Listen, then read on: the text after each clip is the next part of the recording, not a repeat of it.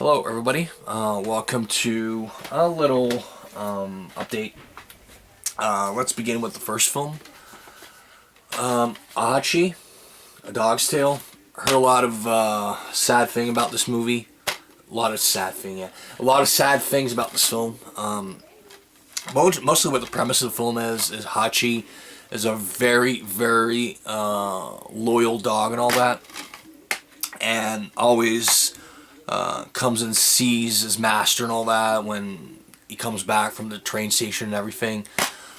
So one day, Hachi goes to the train station. His master doesn't come back till the day Hachi dies. He goes to the train station, waits for him. It's mostly...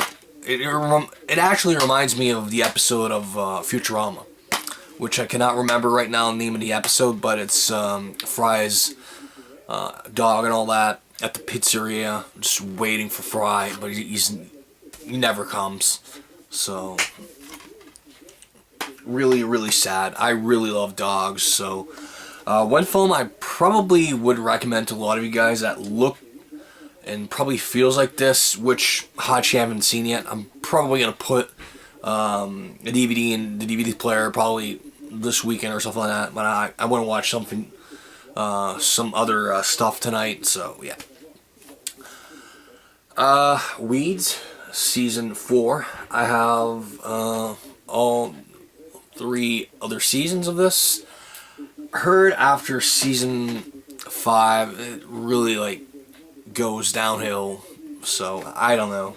I'm probably gonna buy the rest of the series just to have it, just to say I have the complete series. So the next one is 10 episode release of the Flintstone Kids. I would have wished that they would have released seasons of this, but the one thing I'm happy is they didn't release an on-demand thing. It was a true release in stores.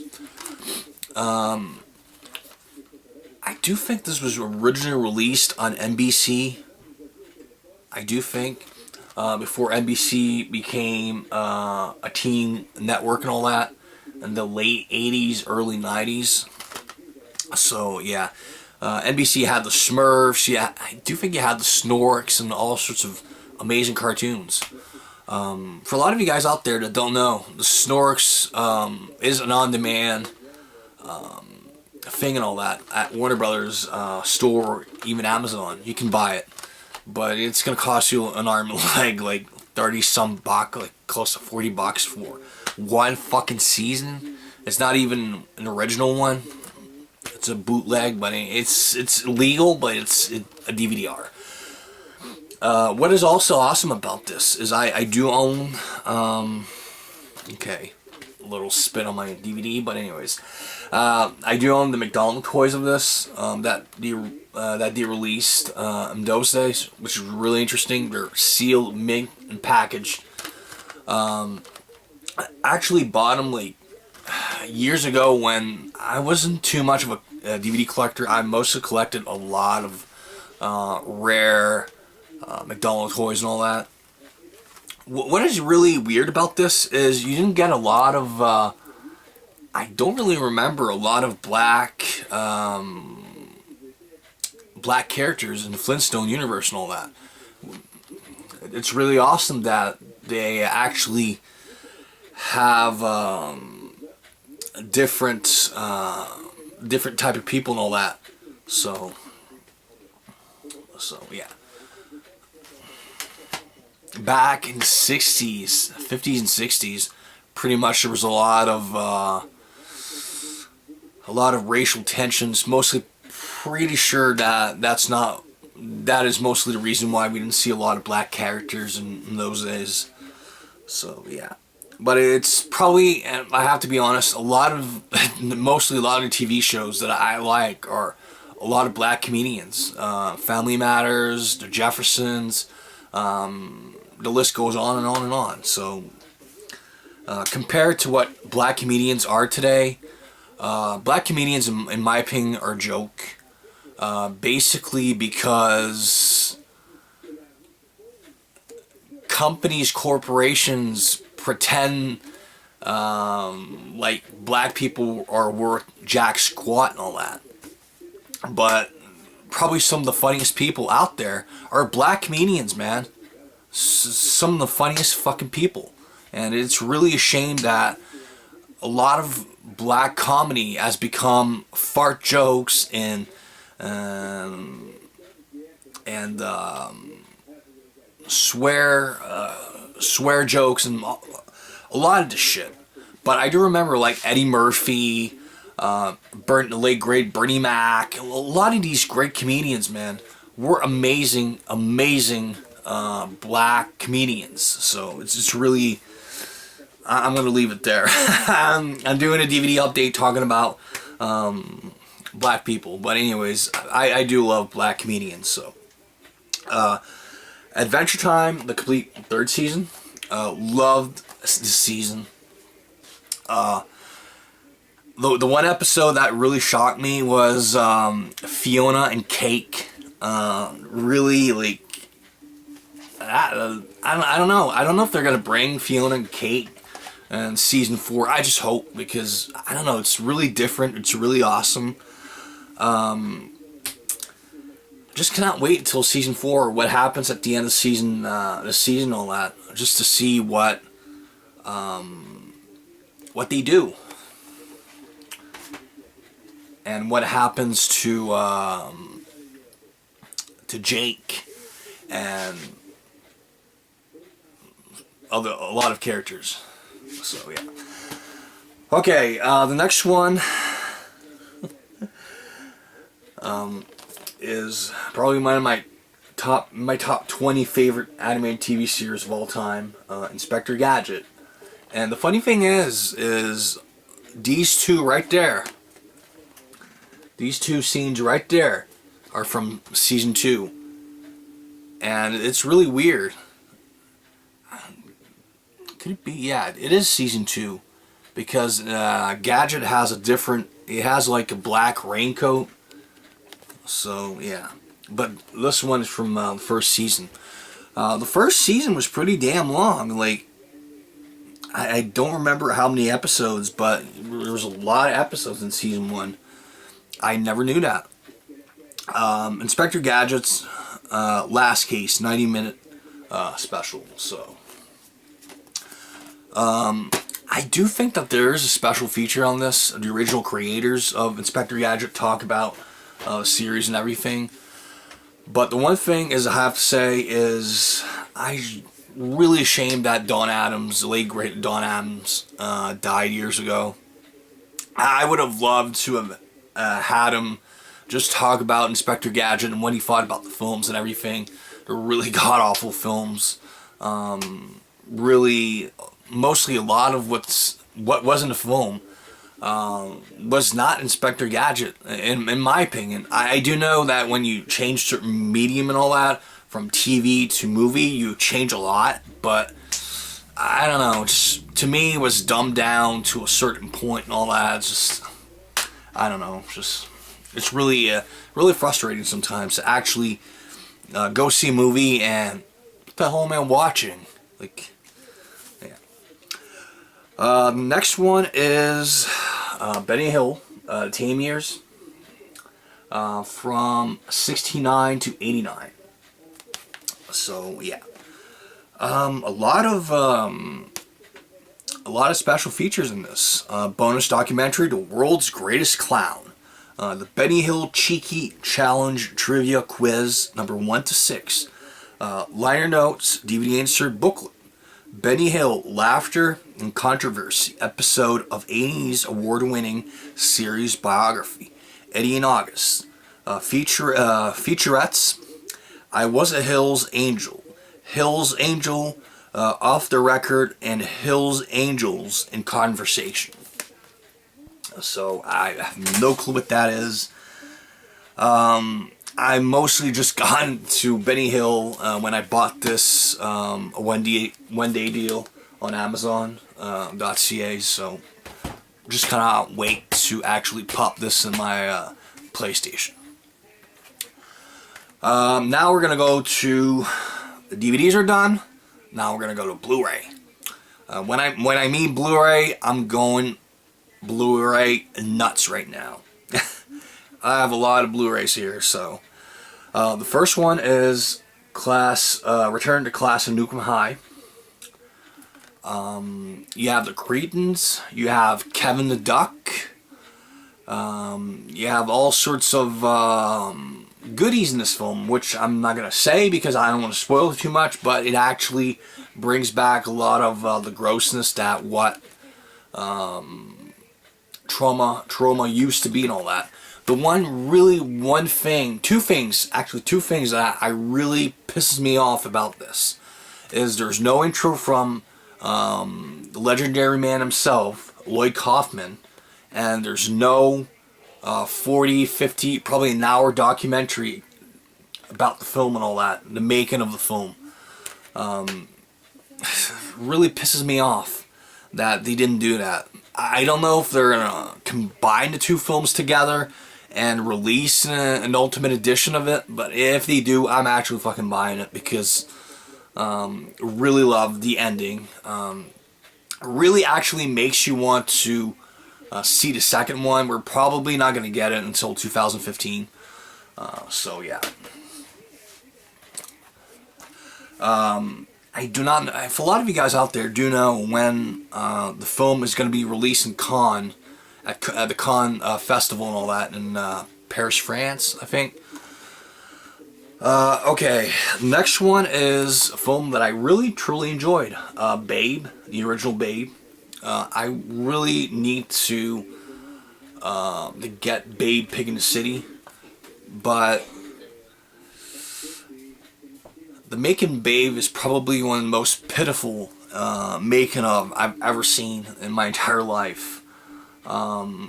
Really, not really that great. It lasts about 5 minutes, 5-10 minutes making of.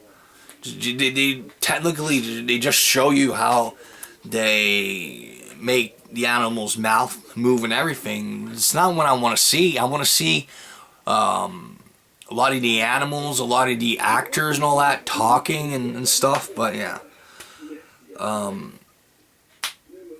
don't know. It's good for what it is, but yeah. But I do highly recommend the film to anybody out there that love talking animals and all that. The next one is a film that I truly... Okay, it has just this little slice right here. I'm always lucky buying a DVD, a little slice in the case. But anyways, bought the first one years ago. I actually bought the second one, Ninja 2, Shadow of a Tear. Casey Bowman's wife gets killed, and he has to find out who is the killer and all that. But the movie's great, but it's just a little typical film and all that. So yeah, I'd actually have to agree with a lot of the reviews and all that. There's really not much ninjutsu in there.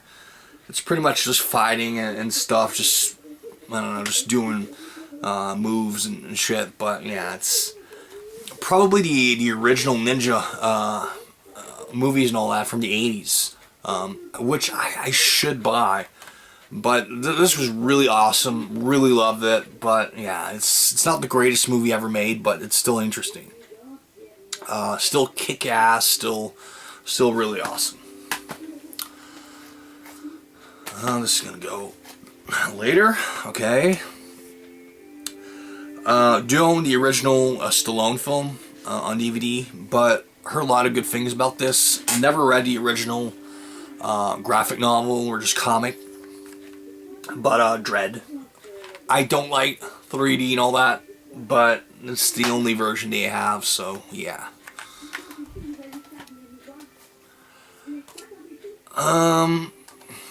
On the Job seems really interesting. Making of, the lead scene, scenes, and trailer. So yeah. And the one thing positive about this, it's not rated. When it's not rated, you fucking better believe this movie's gonna be fucking awesome. again, if any of you guys out there want to see a documentary about the MPAA, this movie is not yet rated. Highly recommend it. Go on Netflix, watch it. Really actually shows you how the MPAA has a lot of favoritism towards the big studios and all that, and the little guy. There's a couple scenes and all that that you have to take out of the movie. Hey, figure it out yourself. The big studio. Yeah, you have to take out that scene, that scene, that scene. Like, this is mostly why I hate living in this day and age. The technology is awesome and all that, but a lot of film studios, corporations are trying to crush little guys to making films and all that. And it's just really frustrating. Amazing directors, amazing actors, amazing producers, writers, and all that really want to do something, but they can't because their work cannot be seen by a lot of people because a lot of these corporations buy the MPA and just screw a lot of the young up and coming directors and all that. Okay. Pretty sure a lot of you guys that are making movies you actually know that it is pretty hard. I've never actually made a movie myself, but I'm pretty sure a lot of you guys that are making movies, it is pretty hard to actually try to do something and without having the MPAA on your ass and everything. So,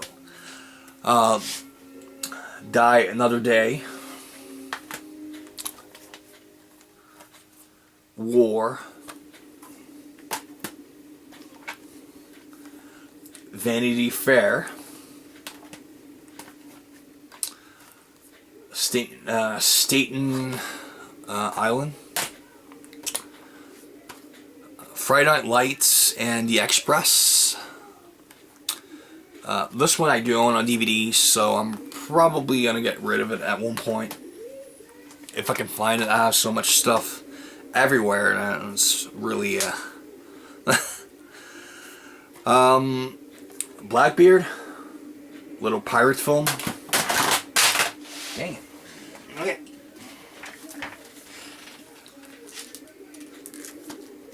I broke something. Too bad.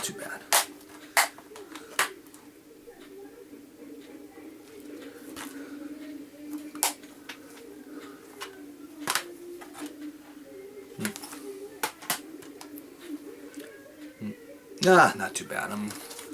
This little thing right there broke. Nothing much.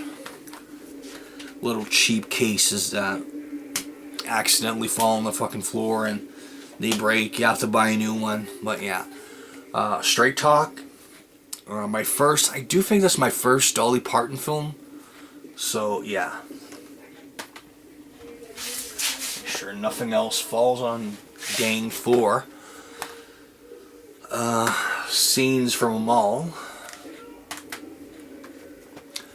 I'm pretty much a big comic book fan since mostly watching the original Batman the animated series. Really love the show. Been buying a lot of DC original universe animated movies and all that. So I'm not really that big of a Marvel fan, but I do like Spider-Man and Captain America and Iron Man and so on. But the Avengers, I just wanted to actually see if the movie was worth actually buying a steelbook or something like that. So if I do enjoy the film, I'm probably gonna buy the Captain America film and Thor film and some other films and all that Marvel came out with. Okay, Apollo 13. This one, the only thing I do remember is Houston, we have a problem. This is mostly the only thing I can actually remember about this.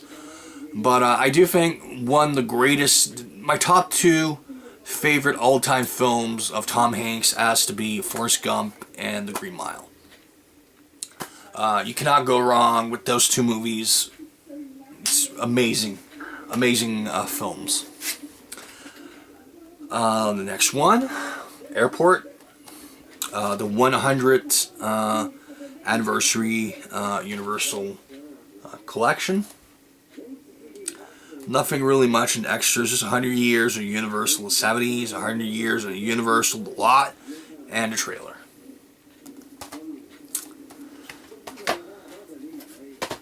Okay, and last but not least, a movie that I want to have for so many years, but I do think it was out of print for so many years that I couldn't get it because it was so expensive, or probably I was too cheap to buy it, but I was waiting for the Blu-ray. But yeah, Alvin and the Chipmunks, mostly I should say Chipmunk Adventures. It's really a shame that they didn't put extras on it, the effort to actually put extras on it. The only thing we freaking have about this is the Brave Chipmunks from the Alvin show. So I just wish that one day,